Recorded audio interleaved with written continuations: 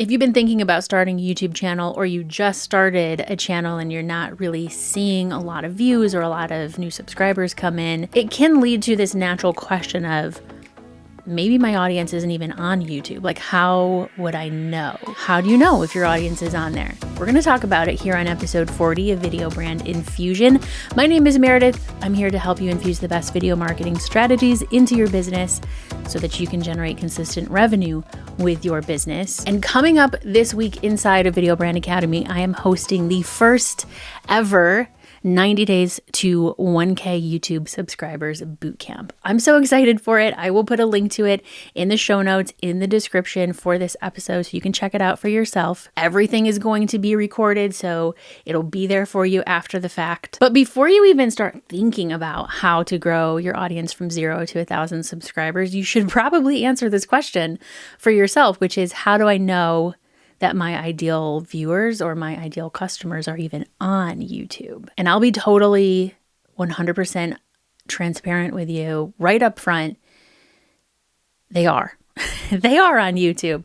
If your ideal viewer or your ideal client or customer is a human that uses the internet, they're on YouTube. So it's not so much a matter of, is my ideal audience or like my target market on YouTube? It's a matter of, how do you find them? How do you identify, like, I kind of think of it as like pockets within the algorithm where your ideal audience, your ideal clients and customers are going to find you on YouTube. So let me give you a couple of facts. Did you know that YouTube is the most used platform among American adults? Now, those are metrics that I got from Pew Research. They are accurate up to just a couple of years ago, and Facebook like just edged out YouTube worldwide. But within America, within adults, YouTube was the most used platform. We're talking about 2.5 billion monthly active users, billion with a B. And of course, you know that YouTube is owned by Google, which was / possibly maybe still is the world's, most widely used search engine, only with YouTube coming in at number 2. So people go to YouTube to search for answers, solutions. People go to YouTube to immerse themselves in a topic, in a niche, in a rabbit hole. Now, I do think it's smart to think about, some niches and some industries and businesses are like better suited for other platforms like LinkedIn, for example, or even TikTok, for example, depending on the niche, depending on the industry, depending on your business model. But if you think about this, like if you primarily sort of stick to, say, Instagram or Facebook, and that's where you started building an audience, and that's like your platform of choice, and you're thinking about moving to YouTube, or you're thinking about adding YouTube to the mix, it's not a matter of trying to get your existing audience from Instagram or Facebook or TikTok or wherever to YouTube. It's a matter of using YouTube to attract the YouTube users that are your ideal fit for your audience and your clients or customers. And the pool on YouTube is so much bigger that it just makes sense. Of course, your audience is on YouTube. So it's not a matter of, are they on there, yes or no? It's a matter of, how do you find them? How do you find those pockets within the algorithm so that your videos are placed right in front of them when they open up YouTube? It's a matter of your content, your face, your thoughts, your thought leadership showing up as the answer to a question, the solution to a problem that they're searching for or that they're actively trying to solve. And there you are with a library of binge-worthy videos for the viewer to go down that rabbit hole. So how do you find those pockets in the algorithm? And number one, this feels a little bit like a no-brainer, but you would be surprised how many of my clients and students have never done this. Go to YouTube, go to the search bar, just put in your niche. Let's like search for whatever the obvious keywords are for your niche and find the channels that are making content in and around your niche topics. If you can find channels that are indeed making content around your niche topics, then that's a good sign. That is a green flag that, yes, in fact, your ideal audience is on YouTube because they're watching this person's videos. Now, of course, you could go down this rabbit hole of thinking, well, if this channel already exists, then why should I create my channel? Like, they're not going to watch my content. This person's already delivering the same information. And you could look at it that way, but honestly, I think there's always room for a new perspective, and there's always like an avenue for you to create a new perspective. Years ago, like as I was just starting my business, I heard John Lee Dumas say, you don't pick a niche, you create a niche. And I didn't know what that meant at first. And over time, I've figured it out because I've seen it happen. I've done it myself. I've helped my clients and students do the same thing. Like find the avenues that make your perspective unique and create your niche. If you find YouTube channels that cover your topic, do they have subscribers? Is it like hundreds? Is it thousands? Is it millions? Honestly, the more, the better. Like that's a good sign. That means there's an audience, a captive audience there around the topics that you want to talk about. Just don't go thinking that because those channels already exist, now my channel can't exist. That's not what we're looking at here. We're just looking at whether there are topics, videos, creators that already exist in your niche, around your niche, that are getting views, because then you know there is an audience there.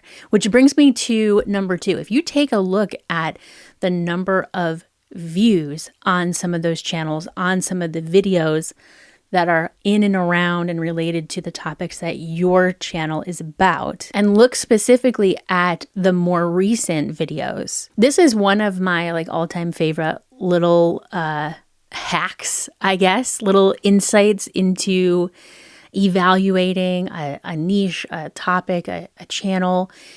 If you have a creator, let's say they have 30,000 subscribers, do they have any recent videos in the last like 6 months to a year that have way more than the number of subscribers that they have? Are they getting like 200 views per recent video, or more like 5,000 or 10,000 views? There's no, in my mind, there's really no exact math there because there's like so many other variables and factors going on. But if a channel has videos on topics in your niche, and those videos are getting way more views than the number of subscribers they have, then that's a clear sign they found a little pocket in the algorithm.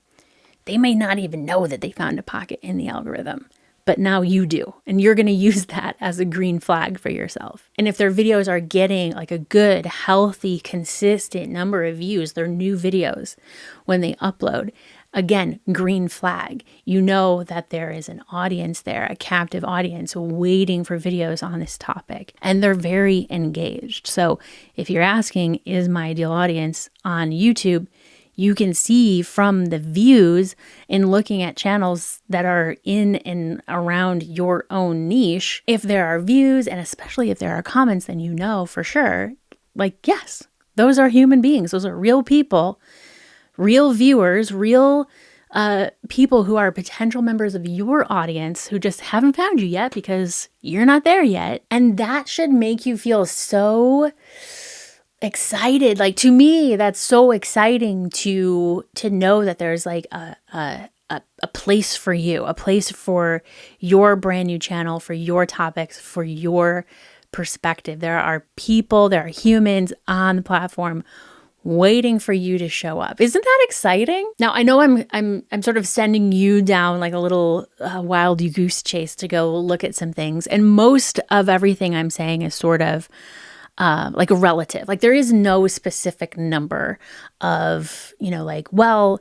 if the top video in search has at least 100,000 views, then like you're good to go. There is no definite number there because all niches are completely different. And like I said, there's so many variables.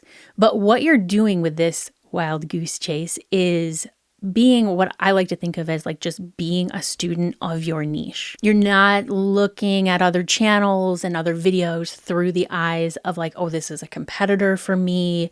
I have to like somehow like beat them or get more subscribers than them. It's not, that's not what you're doing here. You're just becoming a student of your niche so that you understand what sort of demand there is for the topics that already exist, and maybe what the gaps are for topics you know that you want to cover, you know that there are questions about, but you're not really seeing them on YouTube yet. Which brings me to the third stop on the wild goose chase, which is to go to YouTube and search for something within your niche that's extremely specific, like a common question that's very specific, very niche within a niche, as I like to say, or like how to do X, Y, and Z. And that X, Y, and Z is something like very targeted, very specific. And what you're looking for is, are the search results like showing what you would expect to be like answers to that question? So let me give you an example here. I have a list of videos literally in front of me to create for my channel that are just like my regular how-to videos and tutorials. And one of those topics is how to create a voiceover in Descript. Okay, so it's very specific, it's very niche. Like how to do something in Descript is already very niche, and then how to do something very specific in Descript is like a niche within a niche, right? So I saw this question come up in a Facebook group and I thought, oh, that's interesting. I could add that to my list. So when I went to YouTube to search to see what other videos were out there on this, all of the results have to do with how to create an AI voiceover. It's not like how to record your own voice and make a voiceover, which to me is like a very normal thing that people might want to do with Descript. There's no how-to videos on it, or at least not the ones that I could find, easily at the top of the search. So in my mind, I see that as maybe there is nobody interested in this topic at all.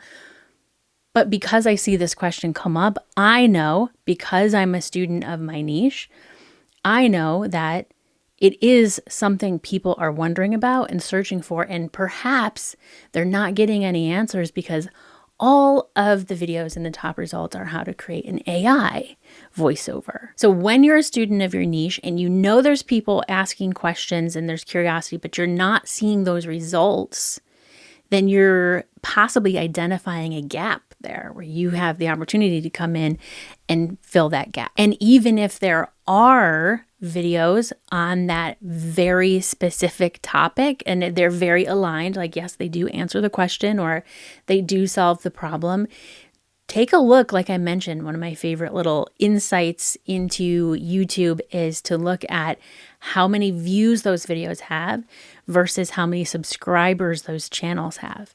Because if there's way more views than the number of subscribers, then you know for sure the algorithm and the search results and the humans in the search results are there. They are active. They are watching. That is very clear evidence that there is a really healthy appetite on YouTube for those topics. Another thing you want to look at there is how soon were those videos published? Are the results are they recent? Are they within the last month, 2 months, 3 months, 6 years, 10 years even? Again, being a student of your niche, if you know this is a topic people are asking about, people are wondering about, they're asking in, on your other platforms or in your Facebook group, this is a gap for people and maybe the results on YouTube are all kind of old. Opportunity, gap right there, like staring you in the face. And lastly, if you take a peek at some of the videos, some of the videos on those niche topics or in maybe the broader niche or industry topics that you have, take a peek at the actual comments in the videos. If you see things like, thank you, this was super helpful, great video, like those are great, they're positive comments and everything. But if you see detailed comments with questions and, I see you covered X, Y, and Z, but what about A, B, and C?